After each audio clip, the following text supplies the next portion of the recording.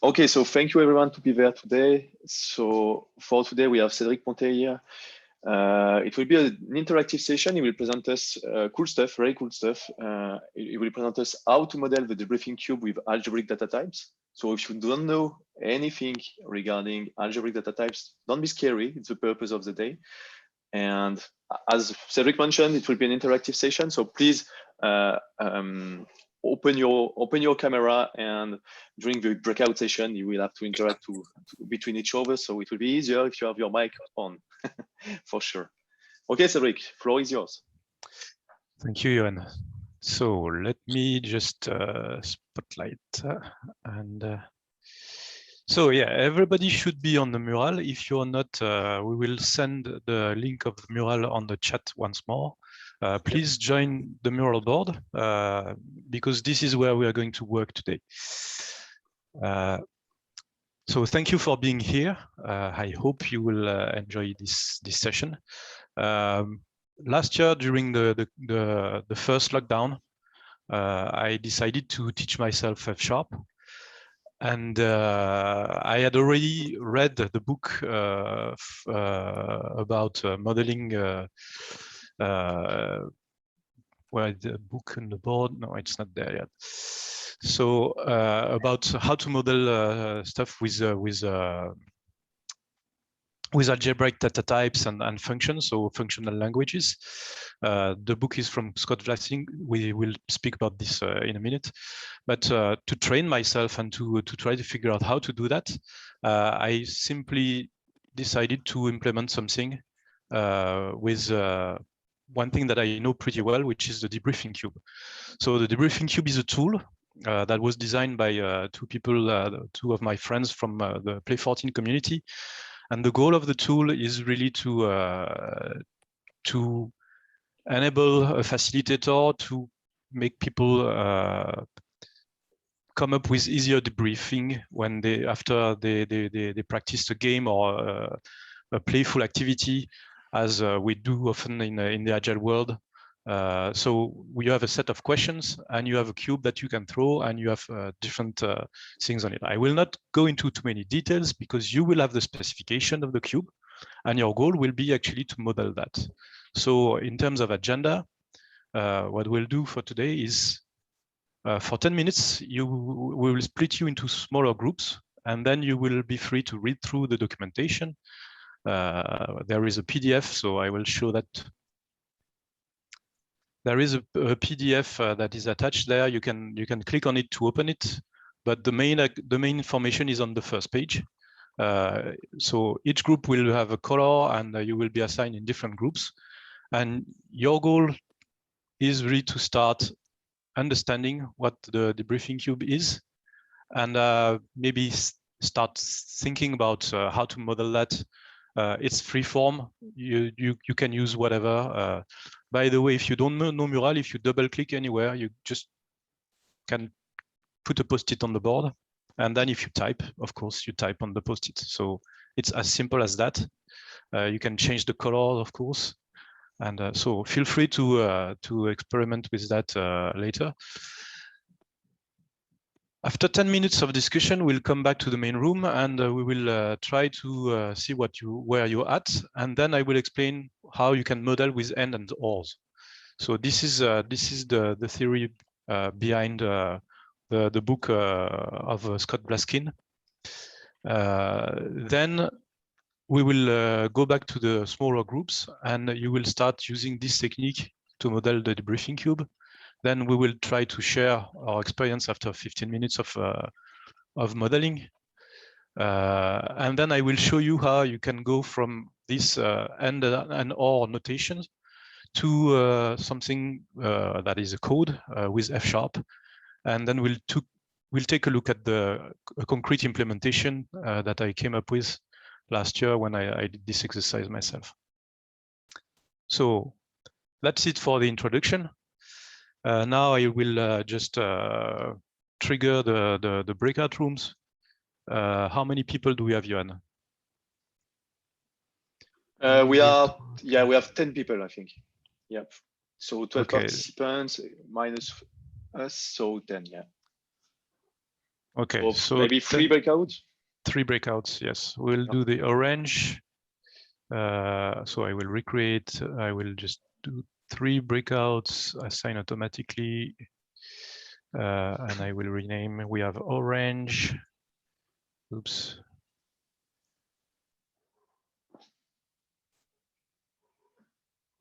We have green, I think. What are the names? Yeah, green. Yeah, green and blue, for example. And blue. So the name of the team that you will be assigned to is basically the zone in the board where you will be able to interact. Okay.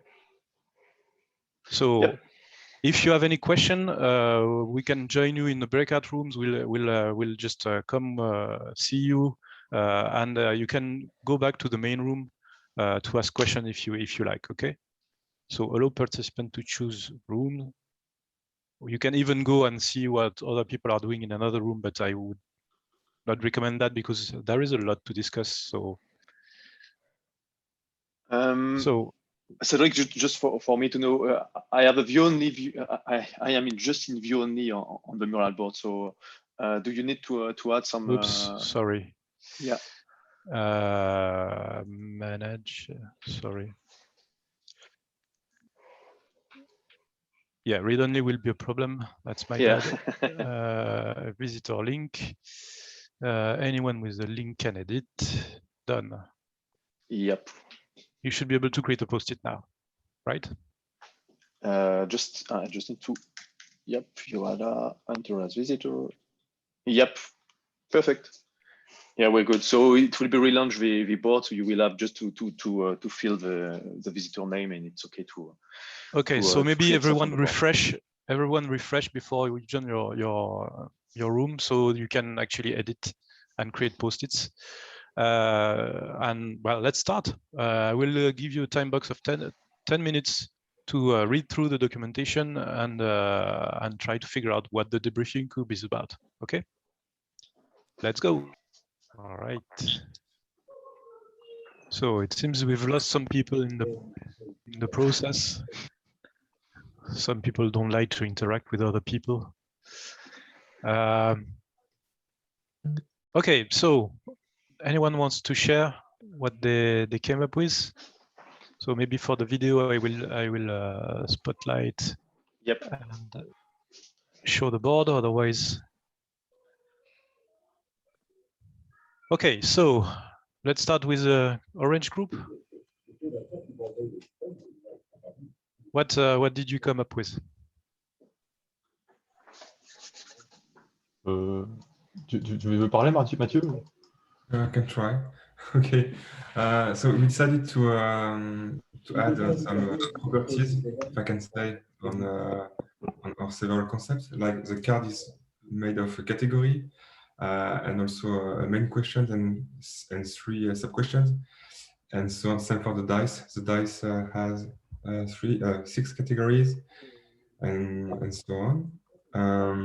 So yeah, so we've got the cards, dice, the category, the deck, and the player. And we came to the interactions or the behaviors. Like a dice could be drop in. No, sorry, drop. Yeah. So as an input, you will have nothing, but as an output, you can have the category as a result. And the player will pick a card. So we've got a pick function, and this function will have as an input the category, which is coming from the dice, and as an output the card picked by the player. Okay, thank you. So let's take a look at. Maybe I can ask everyone to follow me or summon everyone. Let's take a look at the green group. Anyone from the green group wants to share? I think I can. Okay, you think you can. Don't think too much. Oh yeah. So we realized that we have a question and each question has a different type. So we decided to reflect type as a separate entity. So it can be either main or additional. Then the question obviously has to have a text with the type of the question. And of course, the card as the entity, it has one main question and 3 additional questions. So we decided to reflect and enforce the rule of having 1 and 3 additional in form of and. Then we have a topic. The topic has a name, actually title, and the list of cards. So here it was kind of sort of 7 cards. And I think we were quite lazy to copy all of this. And then the game has a list of users, obviously, and the players and the list of topics. And here, I think for the topics themselves, again, it was 6. And yeah, user as a class has just a full name for the moment. And we realized that the dice we need to enforce and strictly kind of capture the list of topics, that it has 6 topics with these and joins. That's what we see from the state perspective. Okay, so it's I still see a bit of object-oriented vision through here. So, okay, let's discuss that afterward. Let's take a look at what the blue group came up with. Does anyone in the blue group want to share?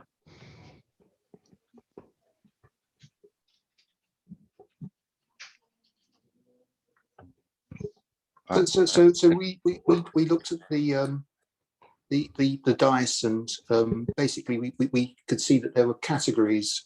So we've been quite explicit in naming the subjects. We're quite focused on having goals, processes, group dynamics, communication, emotions, takeaways, and we could see that the subject itself has like a name. Basically, it appears to have a symbol as well associated with it, because we see that on the dice itself, and it also has a color associated with it, and that's seen on the actual cards themselves.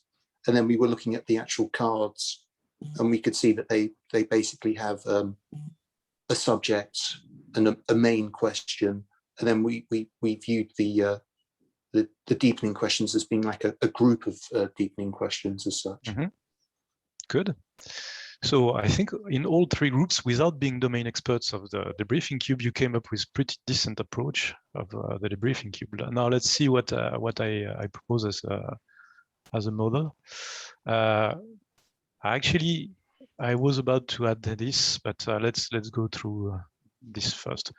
So the way I design it is I try to represent state, and the state is a lens that is either a goal or process or the group dynamics or communication or emotions or takeaway.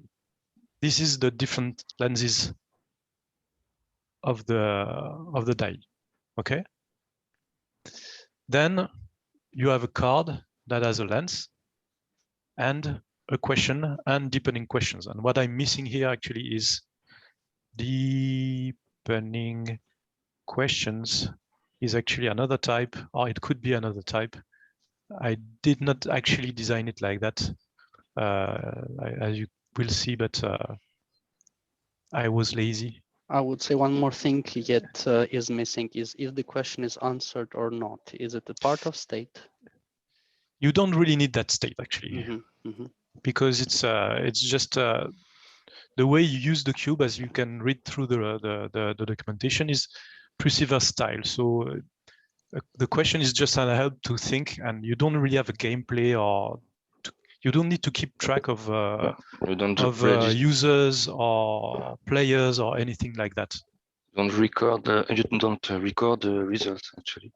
Yeah, you just, as soon as the group is ready to move on to the next question, they can roll the die and they can just pick one more question according to the lens that was picked by the die.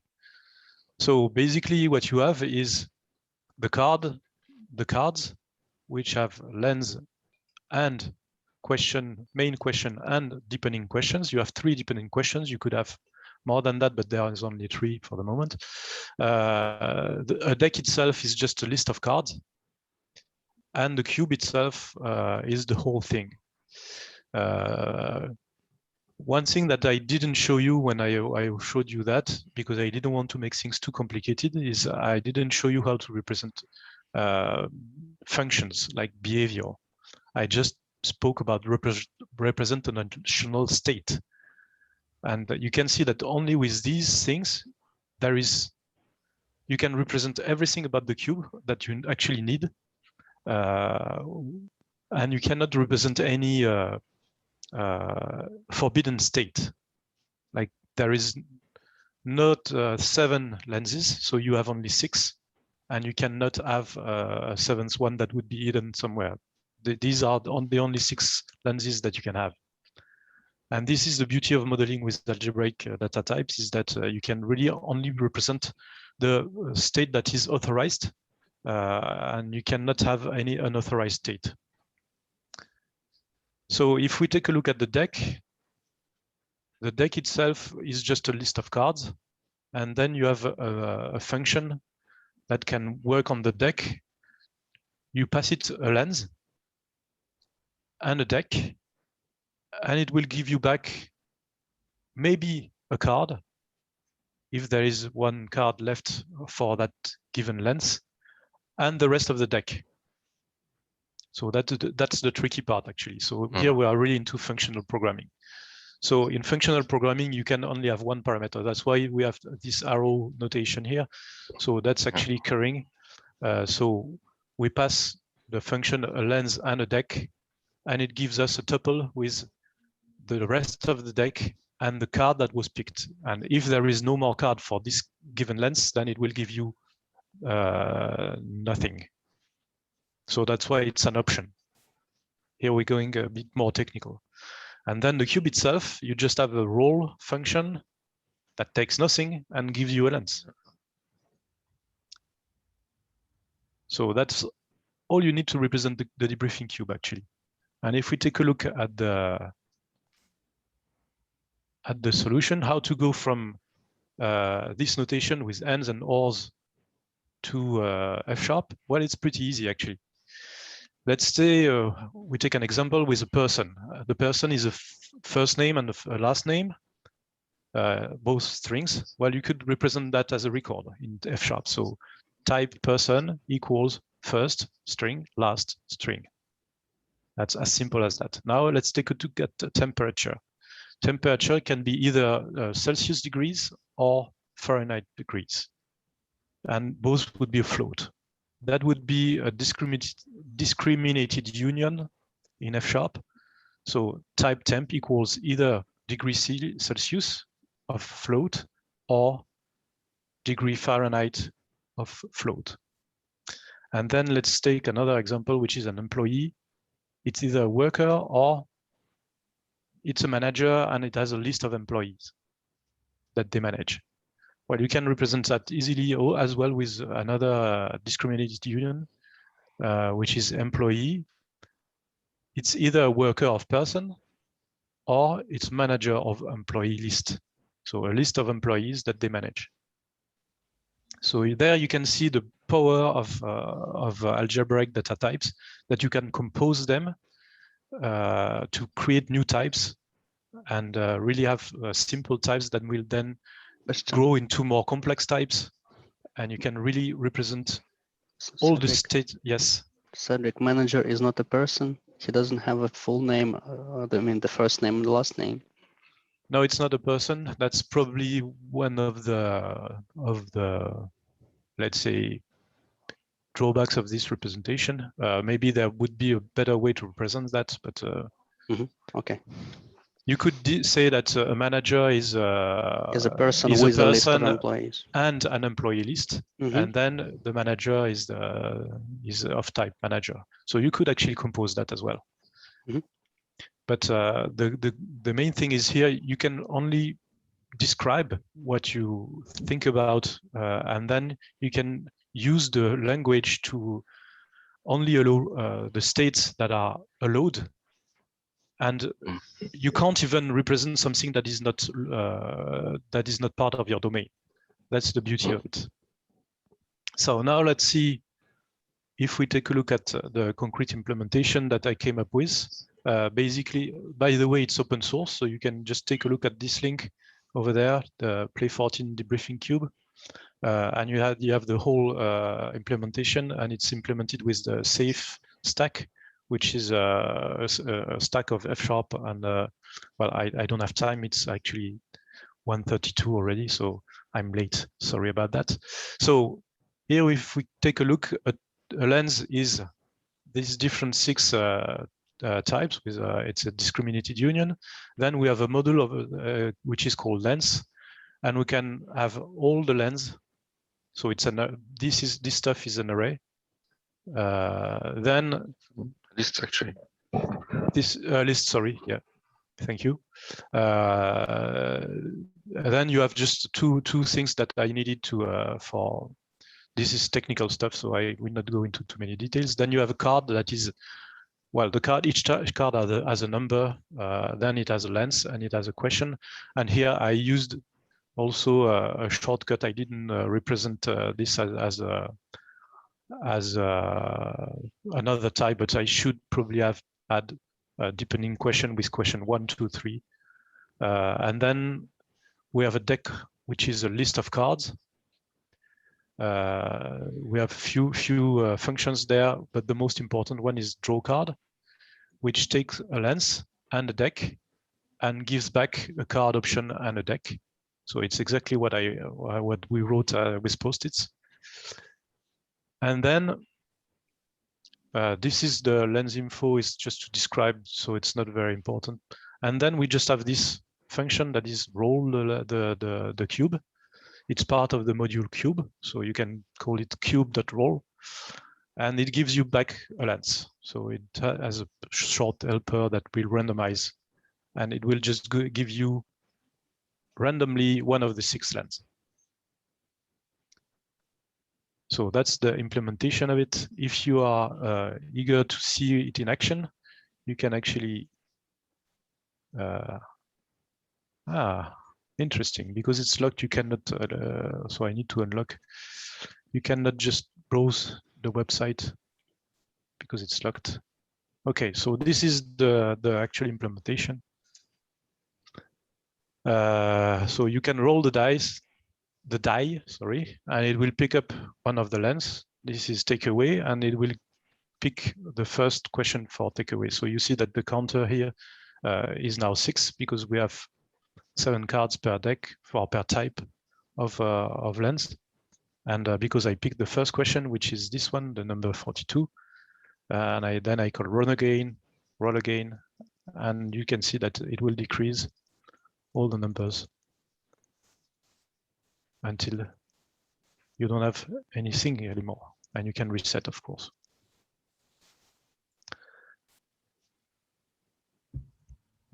There we go. Pretty simple, actually. And I need to unlock that as well, so you can maybe browse the GitHub.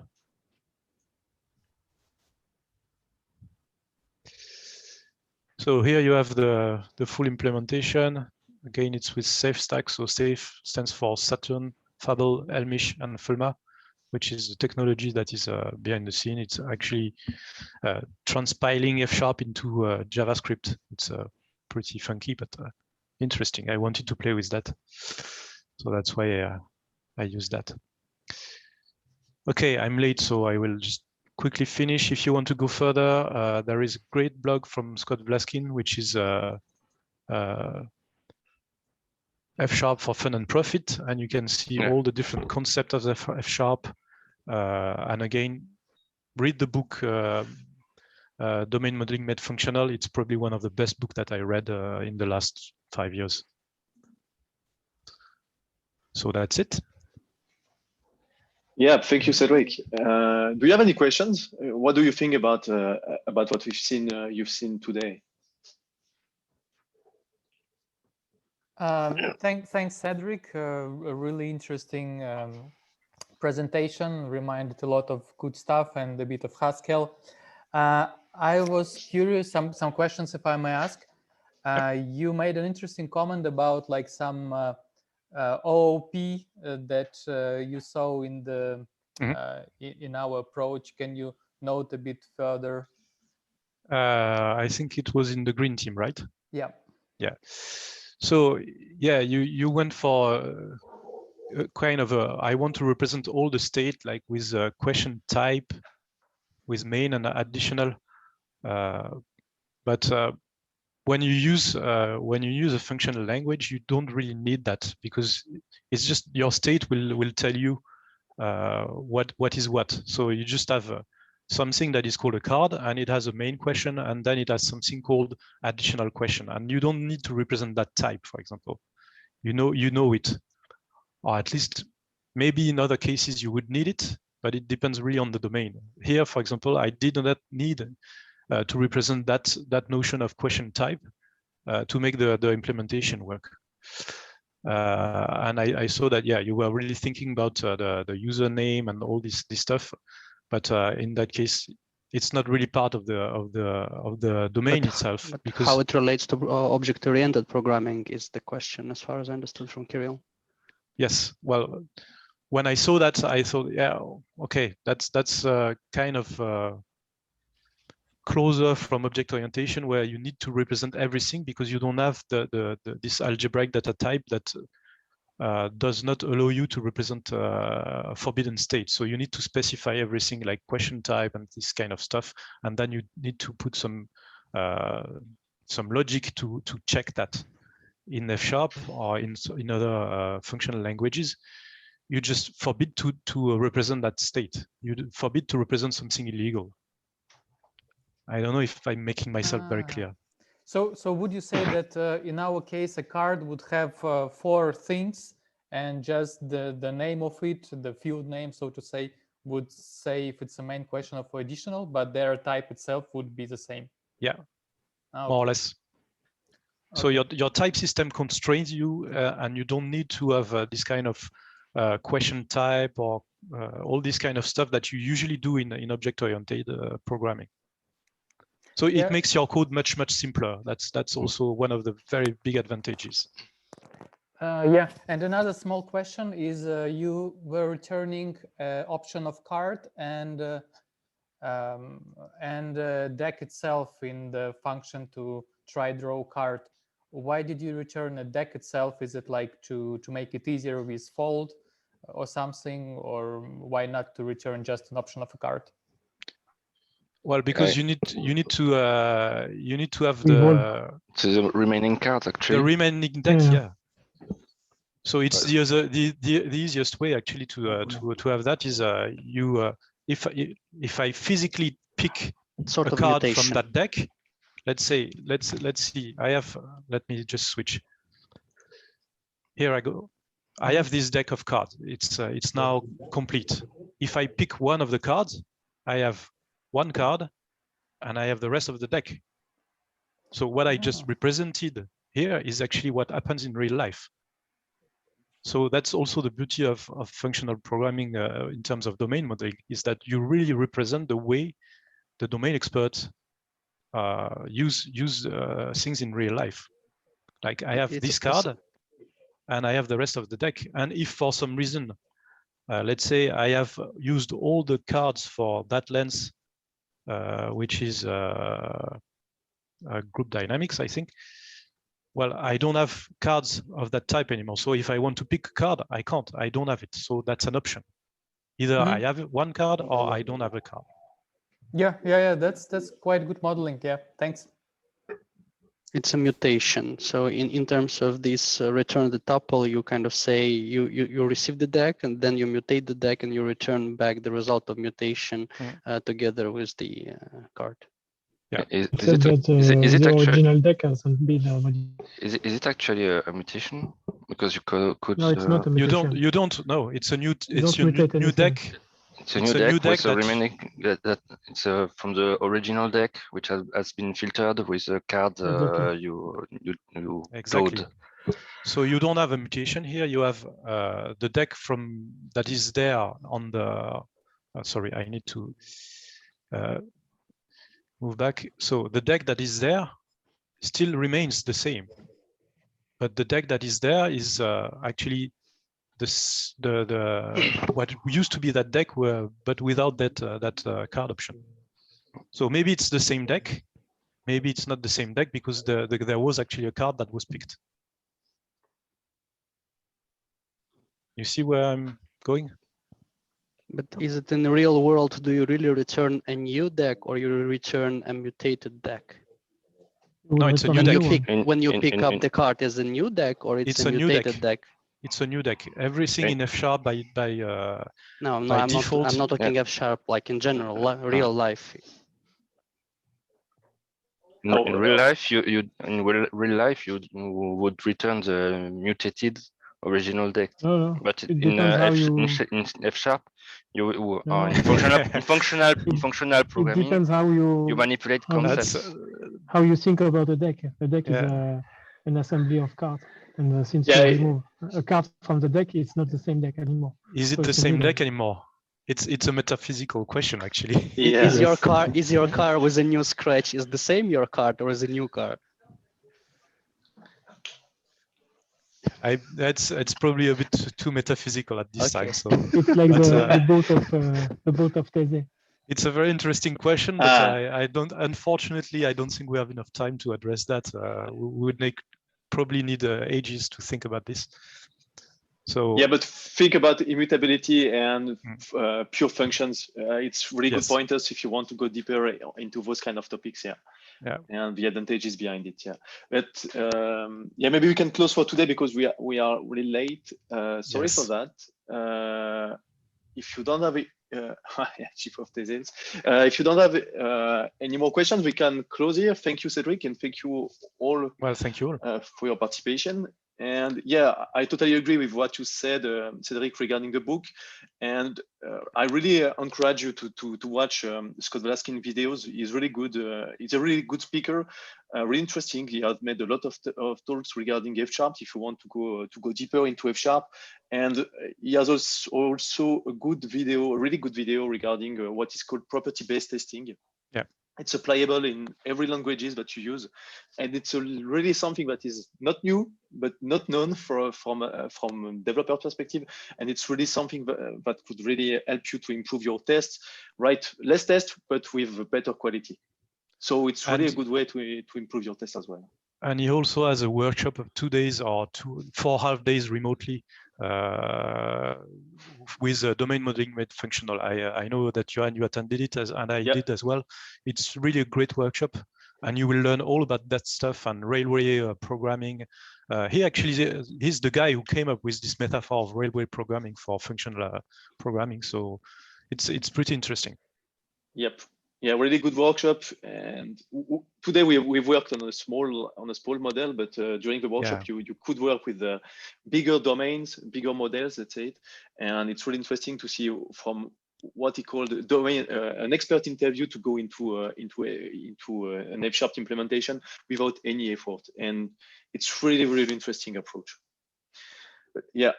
Okay, thank you again, Cédric. Have a good day, by the way, guys. you are now officially all experts, domain experts of the Debriefing Cube.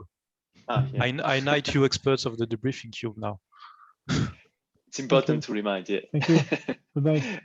And see you in. So we have another session in a few days. It will be an architectural kata, so it will be an hands-on session as well with a well-known technical coach called Johan Martinson. It's a really good way of practicing how to design stuff, how to model stuff. So you can find a lot of architecture katas on the internet, and the idea for the next session will be to practice on a specific one. So don't hesitate to register on Meetup. It will be as today an interactive one. Okay, thank you again. Bye. Thank you. Bye. Thanks. Bye-bye. Bye.